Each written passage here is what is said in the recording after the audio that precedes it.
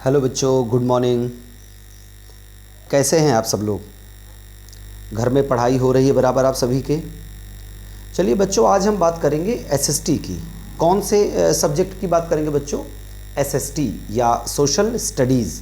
आपको पता है आपकी जो बुक है एसएसटी की, उसका नेम क्या है बच्चों? Culture and society. तो आपको सबसे पहले वीडियो को बिना आगे बढ़ाए आपको करना क्या है? सबसे पहले अपनी टेक्स्ट बुक ओपन करना है। कौन सी बच्चों? Culture and society. Class 8th के बच्चों के लिए है। अभी तक आपको पता लग गया होगा। तो ओपन कर लीजिए जल्दी से अपना first lesson the modern period. कौन सा लेसन बच्चों? First lesson the modern period. अब जब एसएसटी की टेक्स्ट बुक आपने ओपन की तो आपको पता है कि 3 यूनिट्स हैं। फर्स्ट यूनिट है history, second geography and third is social और पॉलिटिकल लाइफ। ओके बच्चों, तो आपकी टेक्स्ट बुक में कितने यूनिट्स हैं? 3 यूनिट्स हैं। और हम आज जो मीनिंग्स करने जा रहे हैं वो हैं फर्स्ट यूनिट की। फर्स्ट यूनिट का जो फर्स्ट लेसन है, यानी कि हिस्ट्री के first lesson the modern period की। वेरी गुड बच्चों, तो रेडी हो जाइए और जैसे जैसे हम बताएं आपका वैसे ही आप जो है उसकी रीडिंग भी करते जाएंगे और मीनिंग भी। ओके, तो स्टार्ट कीजिए जल्दी से। मीनिंग हम लोग स्टार्ट करेंगे। आपको कोई प्रॉब्लम हो है, अगर किसी तरह से कुछ चीज़ नहीं समझ में आती तो आप ये जो नंबर्स है ना, कॉल कर सकते हैं आप इजीली, नो प्रॉब्लम। ओके, तो चलिए लेसन मेंशन कर लीजिए आप लोग। फर्स्ट लाइन में लेसन 1 द मॉडर्न पीरियड, और एक लाइन ड्रॉ कर लेंगे स्ट्रेट। फर्स्ट कॉलम में वर्ड होगा, सेकंड कॉलम में मीनिंग्स होंगी। तो स्टार्ट करें हम लोग बच्चों। Yes, let's begin. First meaning देखिए, रिफॉर्मेशन। आपने देखा जहाँ पर द मॉडर्न पीरियड लिखा है उसके नीचे एक पिंक कलर का बॉक्स है, उसमें लिखा है रिफॉर्मेशन। रिफॉर्मेशन मीन्स क्या होता है? सुधार। हम कोई चीज़ हमारी बिगड़ जाती है उसको रिफॉर्म करते हैं, दोबारा बनाते हैं उसको। तो उस चीज़ के लिए सोसाइटी में जब कुछ प्रॉब्लम्स होती है ना, तो हम उसको रिफॉर्म करते हैं, रिफॉर्मेशन होता है, उसका सुधार होता है। इटर्नल, इटर्नल मीन्स क्या होता है बच्चों? इटर्नल मीन्स होता है अनंत। आप देखिए अपनी first line, the only thing that is constant in this world is change, it is the eternal law of nature. विश्व में सिर्फ एक ही चीज निश्चित है और वह क्या है? परिवर्तन। It is the eternal law of nature, यह प्रकृति का अनंत नियम है। एटर्नल मीन्स अनंत, जो कभी खत्म ना हो। नेक्स्ट मीनिंग देखिए, रिवोल्यूशनरी। रिवोल्यूशनरी क्रांतिकारी। कोई आप काम करते हो तो किसी काम को तो आप इजी वे पर हो जाता है कोई काम, लेकिन किसी काम के लिए बहुत ज़्यादा स्ट्रगल करना पड़ता है, रिवोल्यूशन करना पड़ता है, क्रांति करनी पड़ती है बच्चों, तब जाके वो काम हमारा सक्सेस होता है। तो रिवोल्यूशनरी मीन्स क्रांतिकारी। थर्ड लाइन में आप देखेंगे ये मीनिंग है आपकी रिवोल्यूशनरी। इसके बाद बच्चों नेक्स्ट मीनिंग के लिए हम लोग मूव करते हैं, इसेंस। इसेंस क्या होता है? किसी चीज़ की जो क्वालिटी होती है। जैसे हम लोग जो फर्स्ट पैराग्राफ है ना, उसकी सबसे लास्ट लाइन बच्चों आप लोग रीड करो, जल्दी से फिंगर ले जाओ लास्ट लाइन में। द चेंजेस दैट अकर, परिवर्तन जो घटित होते हैं। अकर मीन्स क्या होता है? घटित होना, ओवर टाइम, समय समय पर। Constitute the essence of history. Constitute मतलब निर्माण करते हैं, किसका? इसेंस। इसेंस मीन्स आवश्यक या महत्वपूर्ण या किसी चीज़ की विशेषता। तो वो इतिहास की विशेषता को क्या करते हैं? निर्माण करते हैं। जो भी परिवर्तन हमारे समय समय पर घटित होते हैं, जो भी परिवर्तन होते हैं। ओके, नेक्स्ट मीनिंग हम लोग देखते हैं, एंशिएंट। ओके, क्या है? एंशिएंट। आप पीरियड्स इन हिस्ट्री, जब आप इस हेडिंग को देखोगे तो सेकंड लाइन में देखिए ब्लैक कलर से हाईलाइट है ना, एंशिएंट, मेडिवल एंड मॉडर्न। तो एंशिएंट मीन्स होता है प्राचीन, जो बहुत पुराना हो। मेडिवल मीन्स होता है मध्यकालीन, और मॉडर्न मीन्स होता है आधुनिक। क्या होता है बच्चों? मॉडर्न मीन्स आधुनिक। और देखिए ये एक मीनिंग है, रह गई थी आपकी सबसे फर्स्ट में, जो पिंक कलर का बॉक्स है, इंपॉर्टेंट टर्म्स जहां पर लिखा है, इंपॉर्टेंट टर्म्स वहां पर लिखा है ना बच्चों, रिनेसेंस। रिनेसेंस, रिनेसेंस मीन्स होता है पुनर्जागरण काल। ये पुनर्जागरण काल कौन सा है? हम उस पिंक बॉक्स की एक लाइन को पढ़ेंगे बच्चों, अच्छे समझ में आ जाएगा। New awakening. पुनर्जागरण मतलब न्यू अवेकनिंग, यानी कि दोबारा आप अपने किसी काम के लिए फिर से जागृत हो जाएं, फिर से तैयार हो जाएं, मन में आप अलर्ट हो जाएं कि नहीं ये काम रह गया था, इसमें रिफॉर्मेशन चाहिए। क्या चाहिए, रिफॉर्मेशन करना है, तो आपको क्या करना पड़ेगा, फिर से आपको तैयार होना पड़ेगा। तो क्या देखिए लिखा है, न्यू अवेकनिंग अ मूवमेंट, एक आंदोलन in the 15th century in Europe that led to renewed activity in various fields of national life. ये बच्चों एक आंदोलन था 15th सेंचुरी का, जैसे अभी क्या है 21 चल रहा है ना हमारा, वैसे 15th सेंचुरी में ये एक यूरोप का क्या था, रिवॉल्यूशन था, मूवमेंट था।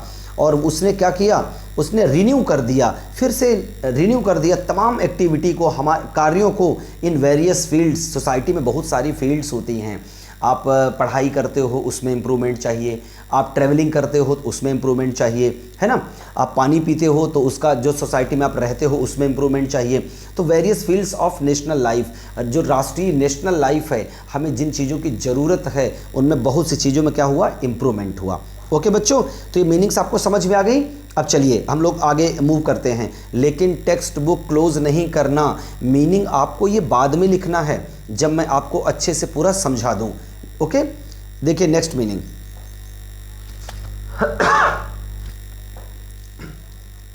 अब हम लोग N overview of the modern period, modern period को जो आधुनिक समय है हम उसको एक बार ओवरव्यू करते हैं। फर्स्ट लाइन देखिए, after the death of Aurangzeb the Mughal empire disintegrated. Disintegrated means क्या होता है, किसी चीज़ को अलग अलग कर देना, इंटीग्रेट होता है मिलाना, और डिसइंटीग्रेटेड मीन्स होता है अलग अलग कर दिया। Into a number of autonomous, autonomous क्या होता है, एक ऐसा राजा जो ऑटो मतलब स्वयं, खुद, नॉमस मतलब राज्य करता है, शासन करता है, जो स्वतंत्र होता है, ठीक है, स्वशासित होता है। तो ये देखो बच्चों लाइन समझ में आ गई। इसके बाद नेक्स्ट मीनिंग इमर्ज। इमर्ज आप लोग देखेंगे, इमर्ज मीन्स होता है बच्चों प्रकट होना। क्या होता है बच्चों, प्रकट होना। ये हम लोग देखेंगे सेकेंड लाइन का जो लास्ट वर्ड है, जो आपकी हेडिंग है ना, N overview of the modern period, इसकी जो सेकेंड लाइन है उसके लास्ट में देखिए लिखा है एमर्ज। एमर्ज मीन्स होता है प्रकट होना, और इसी के आगे एक मीनिंग है हमारी एयर। क्या है बच्चों, एयर। तो इमर्ज मीन्स प्रकट होना, एयर मीन्स होता है उत्तराधिकारी। ये बच्चों हेयर नहीं है, HAIR नहीं है, वो हेयर बाल होता है ना। स्पेलिंग जरा अच्छे से देखो, ये कोई मिस्टेक नहीं है, आप टेक्स्ट बुक में देखोगे ना, एयर मीन्स होता है उत्तराधिकारी।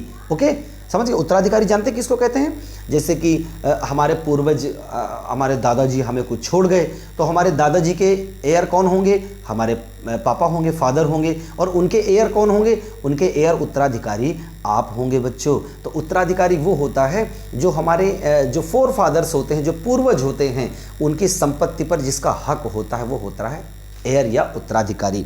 नेक्स्ट मीनिंग सबड्यूड, अधीन करना, किसी को हरा देना, सबड्यूड अपने वश में कर लेना। ये दो मीनिंग इसकी आपको मिलेंगी। देखिए टर्माइल, खलबली या अनिश्चितता। ओके, एंड स्टैग्नेशन, निष्क्रियता। जैसे कि आप लोग एक्टिव होते हो, लेकिन कोई क्या होता है, स्टैग्नेट होता है। स्टैग्नेट होता है, कोई एक्टिव होता है। एक्टिव जो होता है वो अलर्ट होता है, सब काम को जल्दी जल्दी कर लेता है, लेकिन स्टैग्नेशन, निष्क्रियता आ जाती है, किसी के अंदर पड़ा रहता है, आलस करता है, छोड़ो यार बाद में कर लेंगे, वो क्या होता है, स्टैग्नेशन होता है। ओके, समझ में आ रहा है बच्चों। नेक्स्ट मीनिंग देखिए सब्जुगेटेड। सब्जुगेटेड मीन्स भी वही होता है, किसी को अपने वश में कर लेना। यही जो हेडिंग है ना आपकी, an overview of the modern period, इसकी जो सेकंड लास्ट लाइन है उसमें आप देखेंगे subjugated the Marathas and the Sikhs and conquered. Conquered means बच्चों होता है जीत लेना, विजय प्राप्त कर लेना। कॉन्क्वायर्ड, इसकी मीनिंग नहीं लिखी कॉन्क्वायर्ड की, लेकिन आपको याद रखना है। ओके बच्चों, नेक्स्ट मीनिंग देखते हैं डिसअस्ट्राउस। ये मीनिंग आपको आगे मिलेगी, जिसका मीन्स होता है भयानक या अनर्थकारी, बड़ा डरावना जिसको हम लोग बोलते हैं। ठीक है, ये आपको नेक्स्ट पैराग्राफ में मिलेगी। आगे देखिए, हम लोग सेकंड पैराग्राफ पे आ गए इसी हेडिंग की। तो बच्चों है लिटरेचर। लिटरेचर मीन्स क्या होता है बच्चों, साहित्य होता है ना। जो आप पोएम पढ़ते हो, जो आप स्टोरीज पढ़ते हो, ये सब क्या होता है, साहित्य बोलते हैं, इसको लिटरेचर बोलते हैं।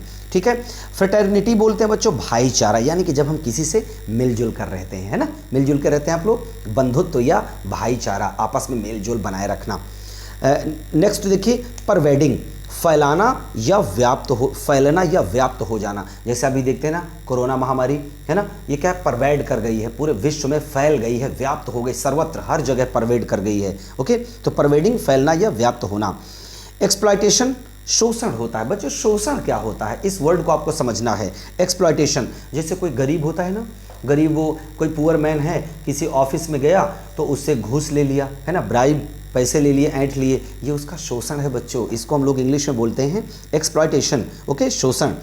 नेक्स्ट, डिस्क्रिमिनेशन, भेदभाव होता है। डिस्क्रिमिनेशन बहुत सारी कंट्रीज़ में था बच्चों। आप लोग 10th में आगे एक लेसन भी पढ़ेंगे नेल्सन मंडेला का, उसमें आप देखेंगे कैसा डिस्क्रिमिनेशन था। डिस्क्रिमिनेशन, अमीरों के लिए अलग अरेंजमेंट्स और गरीबों के लिए अलग, है ना।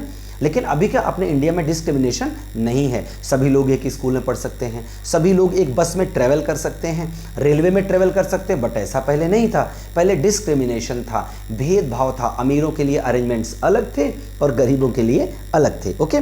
तो डिस्क्रिमिनेशन, भेदभाव। रिवोल्ट होता है विद्रोह, एरा होता है काल या समय, सिग्निफिकेंट मीन्स होता है बच्चों महत्वपूर्ण, इन्वेजन मीन्स होता है आक्रमण। ये आप जहाँ इंडिया का मैप बना, पेज नंबर 6 ओपन कीजिए, जहाँ इंडिया का मैप बना है उसके लेफ्ट हैंड साइड में ये मीनिंग आपको मिलेगी, कौन सी, इन्वेजन, आक्रमण। और इसी इन्वेजन से एक वर्ड और बनता है बच्चों, इन्वाइडर। इन्वाइडर मीन्स होता है जो आक्रमण करता है, और इन्वेजन मीन्स होता है आक्रमण। तो इन्वाइडर बोलते हैं आक्रमणकारी को, आपके ऊपर कोई आक्रमण कर दे उसको बोलेंगे अरे ये तो इन्वाइडर है, और जो उसने किया वो इन्वेजन है, आक्रमण है। और सिग्निफिकेंट महत्वपूर्ण, एरा काल या समय, ओके। चलिए मूव करते हैं आगे।